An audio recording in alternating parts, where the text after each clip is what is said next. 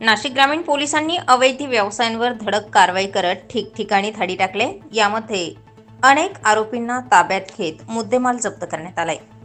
स्थानिक गुन्हे शाखेच्या पथकाने नाशिक तालुक्यात सिन्नर परिसरामध्ये अवैध व्यवसायांवर छापे टाकून कारवाई केली।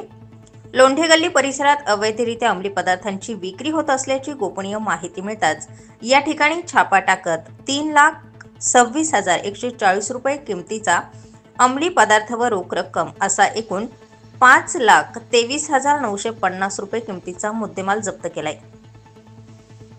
यामध्ये 18 संशयितांविरुद्ध कारवाई करण्यात आली आहे। तसेच सिन्नर शहरातील उद्योग भवन परिसरातील हॉटेल न्यू सागर लॉजिंग या ठिकाणी अवैधरित्या देह विक्रीचा व्यवसाय करत असल्याची माहिती मिळताच या ठिकाणी छापा टाकून 2 आरोपींना ताब्यात घेण्यात आले। त्यांच्या विरुद्ध सिन्नर पोलीस ठाणे येथे अनैतिक व्यापारास प्रतिबंध अधिनियम 1956 च्या कलम 3, 4, 5 व 7 प्रमाणे गुन्हा दाखल करण्यात आलाय।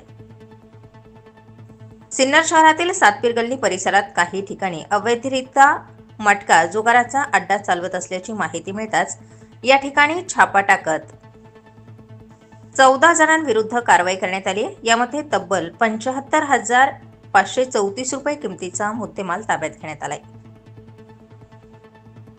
3 एप्रिल रोजी स्थानिक गुन्हे शाखेचे पोलीस निरीक्षक राजू सुर्वे यांना मिळालेल्या माहितीनुसार